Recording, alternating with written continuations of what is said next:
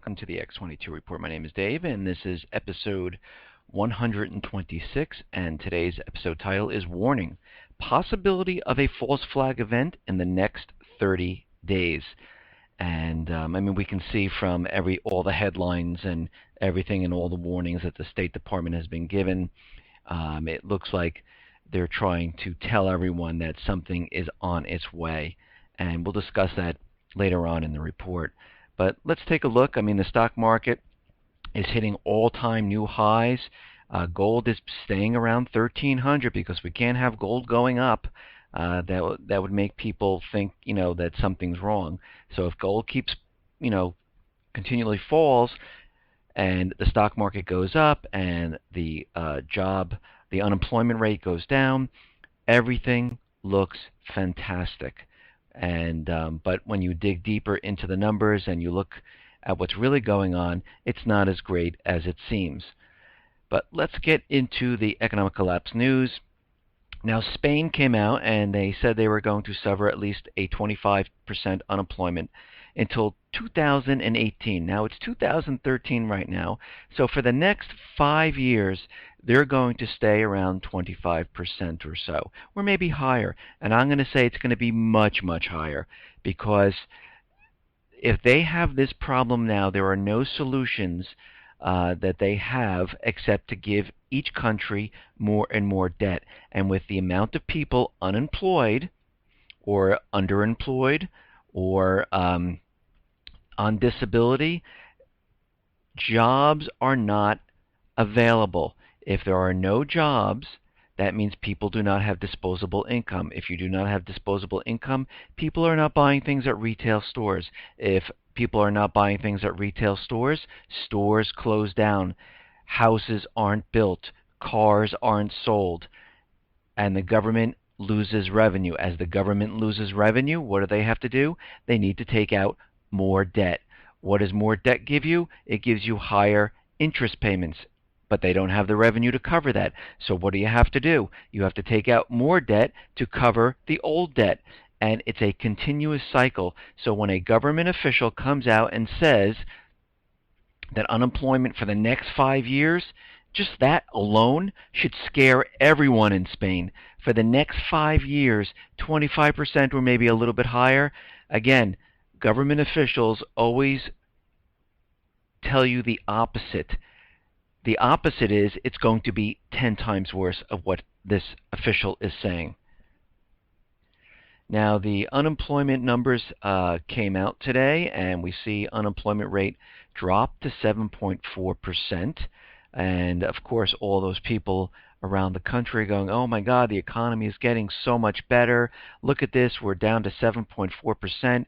This is fantastic.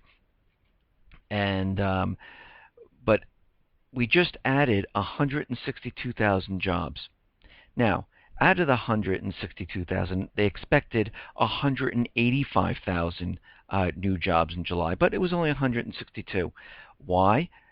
Well, 37,000 workers dropped out of the labor force. When you have people dropping out of the labor force, the government has their new formula since 1994, which doesn't include them. So you use the manipulated numbers and you get 7.4%, which is perfect. And this is what they wanted. And, if we look around and we see, other jobs, there are roughly there's 988,000 people right now from the beginning of this year not looking for work anymore because there are no jobs. That is a lot of people. And if we delve a little bit deeper into this, there have been 246,000 waiter and bartender jobs added. There only have been 24,000 manufacturing jobs added at this point.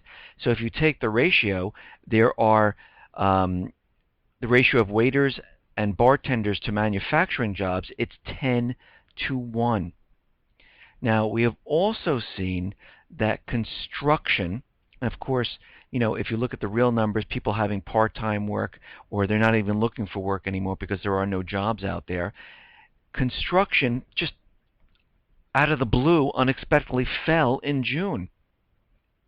And, construction spending dropped 0.6%, and this is the biggest decline since January. Well, let's think about this. Mortgage applications have been plunging. Builders had said traffic has been slowing down.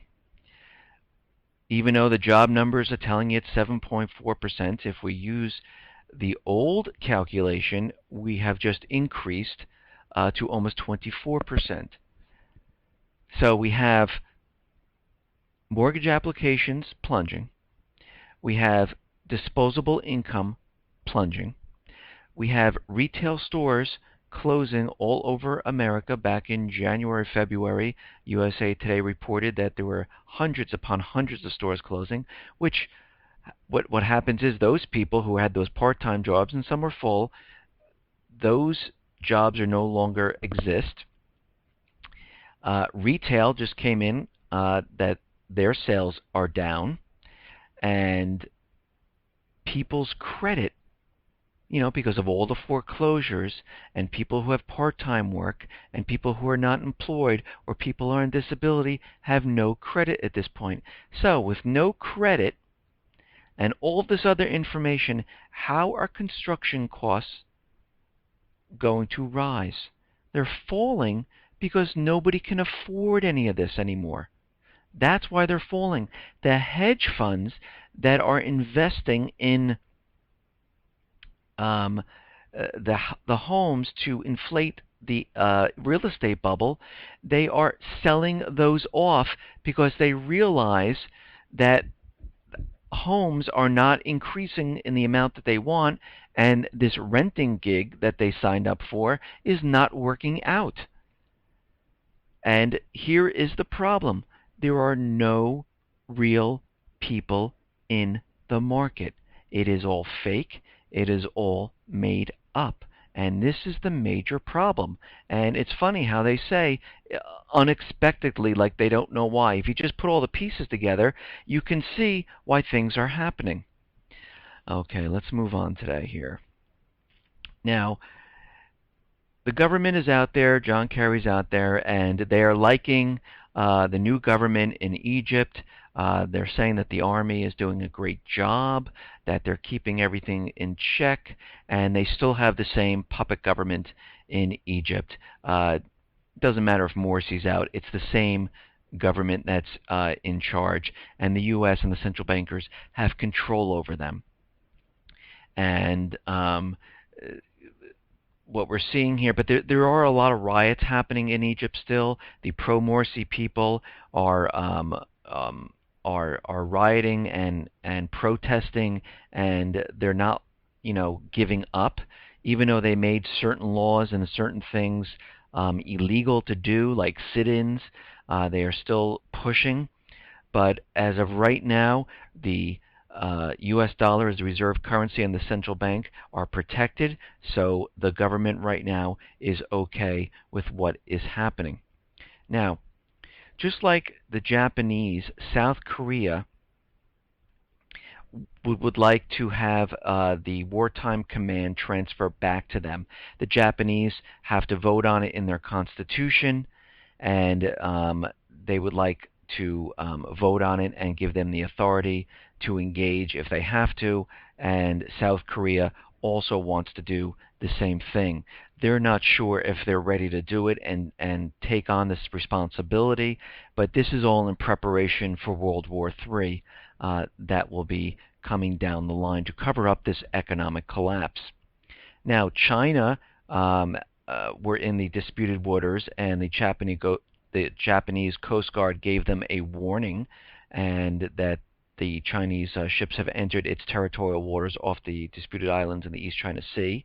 And we're seeing this a lot, and this is the flexing of muscles and proving that they can go into this space if they want to, but eventually things will get out of hand like they always do, and things will start to fall apart. Now, in preparation for this world war that is coming up, we see all the assets being moved around, and the countries getting prepared. And here's another thing that the U.S. is doing to get prepared.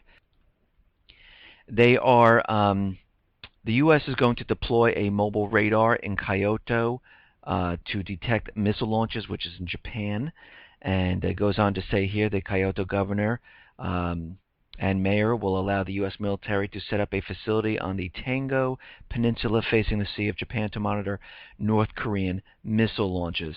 So they are putting everything into place, and this X-band radar system weighs about 34 tons, and it's 13 meters long, and it can distinguish differing types of warheads flying more than 1,000 kilometers away.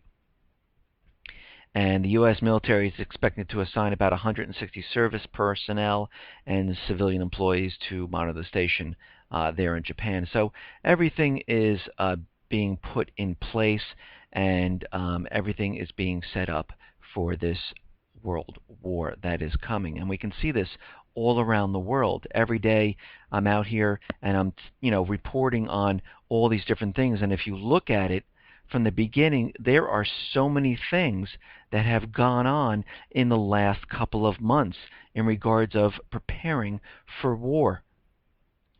Now, there was a report that CNN broke the Benghazi story wide open, and that was in Libya, where the government is trying to not recognize that there was a problem, and they're using so many different distractions, so people are not looking at the Benghazi story.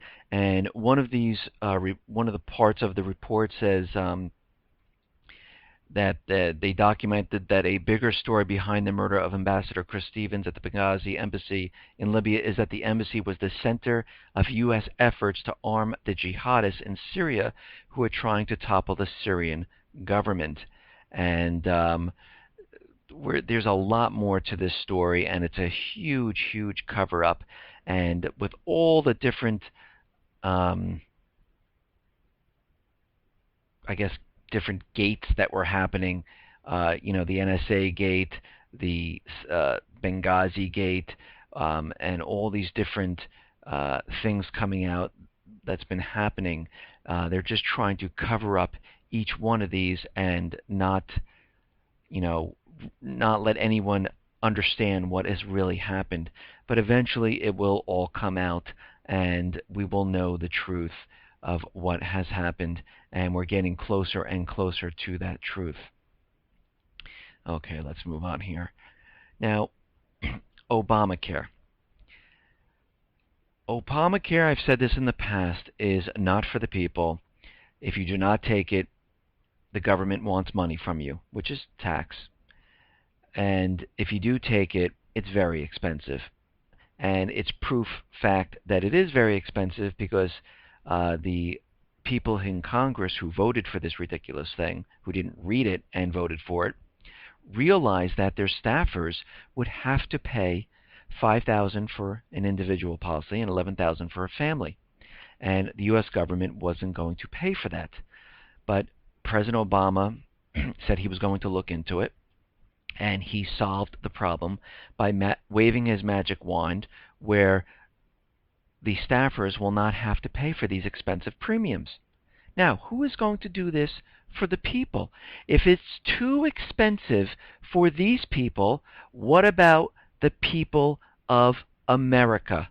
No, they're screwed. That's really what that means.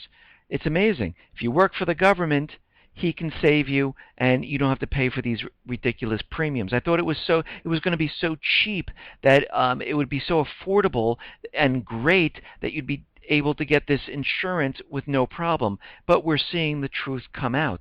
And the White House right now is calling that businesses are cutting people's hours and making them part-time an urban legend. They're saying that companies aren't actually doing this. This must be their nudge behavioral science type of approach. No. Businesses aren't really doing this, and they're waving their hand up in the air, just like in Star Wars when the Jedi waves their hand and tells you, these are not your droids. And the stormtrooper says, these are not the droids I'm looking for. It seems like they're doing the same thing and telling people, no, this is an urban legend, and it's really not happening. But Applebee's, Chi-Chi's, Denny's, Papa John's, Regal Cinemas, Wendy's, White Castle, they have all cut people's hours and put people in part-time positions. And last week, two restaurant executives testified before Congress that Obamacare may make restaurant owners less likely to expand their businesses. And Zero Hedge reported on Friday that a total of 953,000 jobs have been created. Well, now it's 988,000.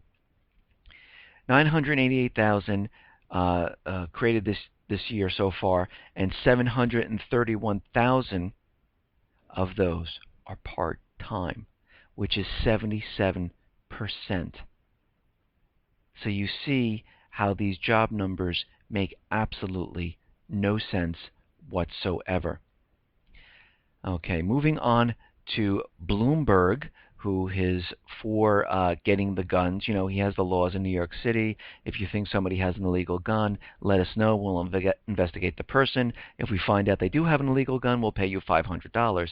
They also have the Stop and Frisk Act, where they're allowed to stop anybody, frisk you, which violates your Fourth Amendment, and take whatever you have off of you if they think it's illegal or they suspect something and things like that. Now he's blaming the New York City gun crimes on other states that don't do background checks, other states that allow people to carry firearms. And this goes on to say, despite all we do to keep our city safe, we increasingly at the mercy of weak national gun laws and weak gun laws in other states, Mr. Bloomberg said. And we've been attacking this problem from every angle, but we cannot do it alone. So what's happening now is this is the buildup of the gun laws that are pending in the Senate. We have the UN Arms Treaty and the other gun bill, which is pending in the Senate, and John Kerry, President Obama, they are going to sign these as soon as they're not pending in the Senate. And they said they were going to do this by the end of August. And there's a lot happening right now, and we could see many different things happen from now into the fall in regards to getting these bills passed. And the only reason they're pending in the Senate is because they're waiting for some type of event. What this event will be, we don't know, but we'll have to keep our eyes open and aware of what's going on. It could be a horrific shooting, very bloody, something that hits home, and it revives everyone with the gun control. And this way they can say, don't worry everyone, we have the UN Arms Treaty and the gun bill pending in the Senate, and we can just push these through in the next couple of hours. And that's how usually they handle this. Okay. Now, Obama is meeting with lawmakers to talk about the NSA surveillance, and this brings us into the Washington warnings around the world on August 4th and all the way through August 31st with traveler advisories. Now, he's talking to the National Security Agency, which has been, under threat of people not liking this, Congress asking a lot of questions. Does this violate the Fourth Amendment? The Amash Amendment is trying to get passed, and they're reintroducing it. It was shot down the first time, and they're trying again. And a lot of the cases have been showing that this NSA spying has not done anything, hasn't stopped any terrorists. Look, it didn't stop the Boston bombing. And now, all of a sudden, out of the blue, what do we have? We have this incredible warning that something might happen on August 4th. And they have reports in from now until August 31st. There is a huge amount of chatter about a terrorist attack all around. And they're warning people, the U.S. citizens who are traveling, to be very careful and it just seems like this is a complete setup, a false flag setup, where the NSA can prove why they're there. And we should be very aware that something might happen down the line, especially this Sunday coming up, or during the whole month of August, the next 30 days. And a lot of this goes on to say, current information suggests that Al Qaeda, which is a CIA paid group, but let's not get into that, and affiliated organizations continue to plan terrorist attacks both in the region and beyond, and they may focus efforts to conduct attacks in the period between now and the end of August, the department said on Friday. And we also, they're closing 17 embassies so far, have announced that they will close on Sunday in accordance with the State Department's guidance. And these embassies are Bahrain, Egypt, Iraq, Israel, Jordan, Kuwait, Libya, Oman, Qatar, Saudi Arabia, United Arab Emirates, Yemen, Afghanistan, Bangladesh, Sudan, and Djibouti, and I'm going to try to pronounce this, Mauritania. And these are all the embassies that they're saying that are closing right now because of this August 4th false flag event that's happening. Plus, the United States also issued the travel alert saying that Al Qaeda threat also caused the State Department to close its embassies. And let's see what else here. Current information suggests that Al Qaeda and affiliated organizations continue to plan terrorist attacks both in the region and beyond, and they may focus efforts to conduct attacks in the period, of course, now between now and August 31st. And what's interesting is that in the UK, they're also receiving terrorist threats, and they're closing down the embassy in Yemen. Now, at the same time that all of this is happening, and we have a nuclear terror drill going on in Indiana from now until the August 17th. And thousands of members of the armed forces, including members of the Indiana National Guard, are participating in mass disaster training in Jennings County. And there are more than 5,000 members of military and civilians from across the country are taking part in a 2-week large-scale disaster response exercise. The scenario is a nuclear terrorist attack in Columbus, Ohio, and the backdrop is as close to the real thing as it gets. So what do we know? We know there is some type of terror and travel advisory alert, now until August 31st. There is a team now training for nuclear terror. The NSA is trying to show the world, and especially American people in Congress, that all the spying that they're doing is worthwhile. And the information that they're collecting from everybody can show the government and the American people how they can stop a terrorist attack. So here we have it.